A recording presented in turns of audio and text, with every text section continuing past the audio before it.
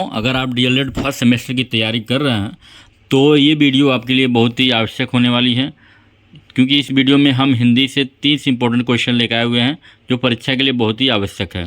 चलिए चलते हैं अपने पहले क्वेश्चन की तरफ। हमारा जो पहला क्वेश्चन है वह है कि स्पर्श व्यंजनों की संख्या कितनी है। बहुत ही इंपॉर्टेंट क्वेश्चन है। तो जो स्पर्श व्यंजनों की संख्या है वो ऑप्शन नंबर ब 25 है। ठीक है, याद रखिएगा 25 स्पर्श व्यंजनों की संख्या है।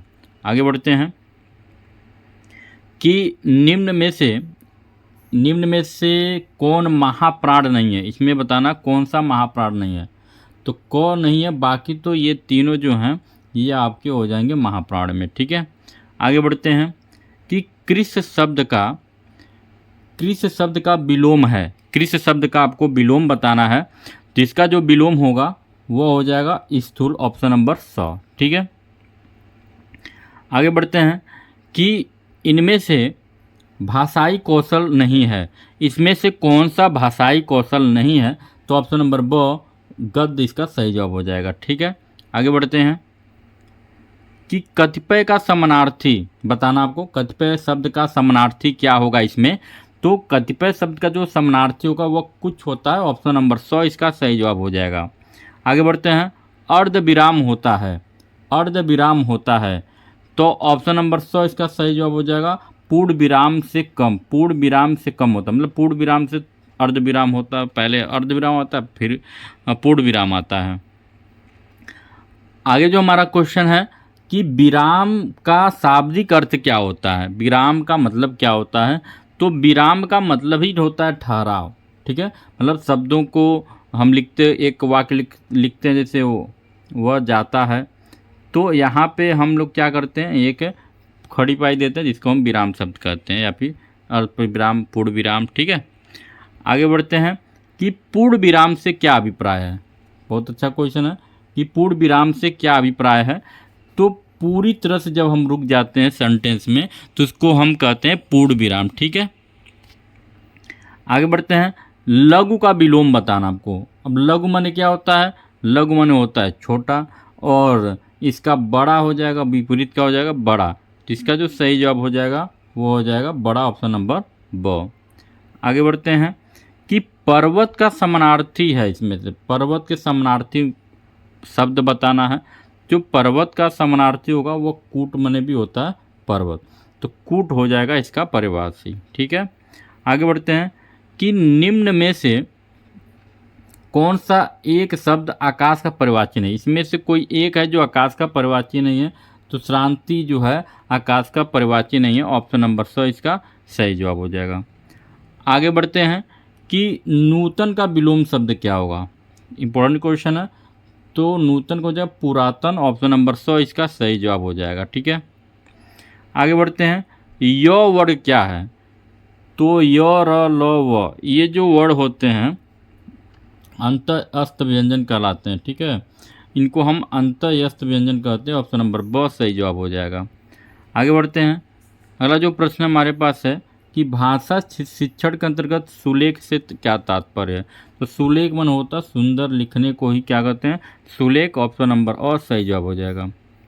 आगे बढ़ते हैं, अंत अस्त व्यंजन की संख्या कितनी है, तो आपको बताया था 4, य व र ल। ठीक है, ये आपके अंत अस्त व्यंजन होते हैं। आगे बढ़ते हैं, अभी तक ये वो आ भी गया, य र ल व व्यंजन क्या कहलाते हैं, तो ये अंत अस्त व्यंजन ही कहलाते हैं। क्वेश्चन ये बार बार रिपीट होता है, तो ये वाला क्वेश्चन आप ध्यान रखिएगा, इंपॉर्टेंट क्वेश्चन है। ठीक है, आगे बढ़ते हैं कि द्विज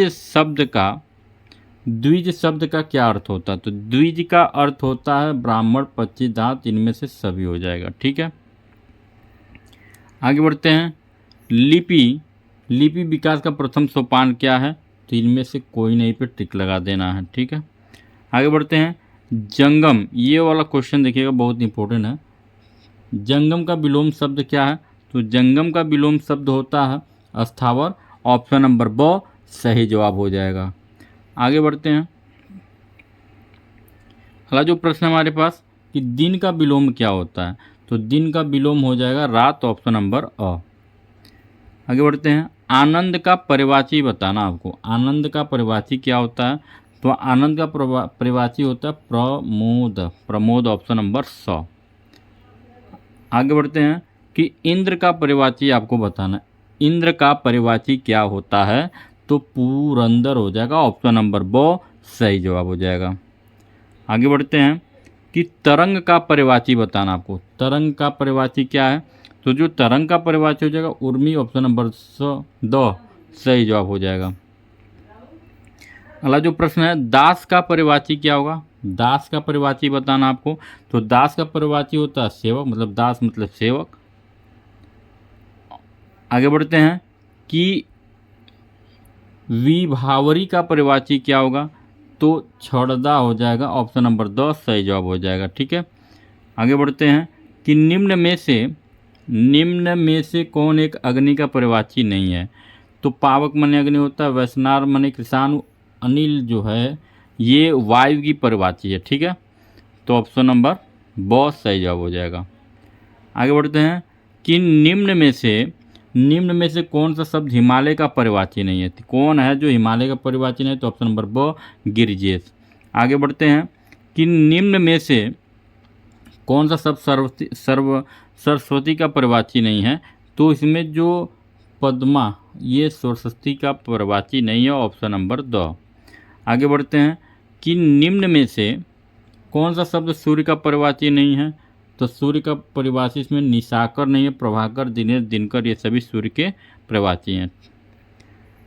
लास्ट क्वेश्चन हमारा है कि निम्न में से कौन सा शब्द सुंदर का परिवाची नहीं है? तो मंजूषा जो है ये सुंदर का परिवाची नहीं है। तो आज का वीडियो यहीं समाप्त होता है। मिलते हैं अगले वीडियो में, तब तक के लिए नमस्कार, जय हिंद।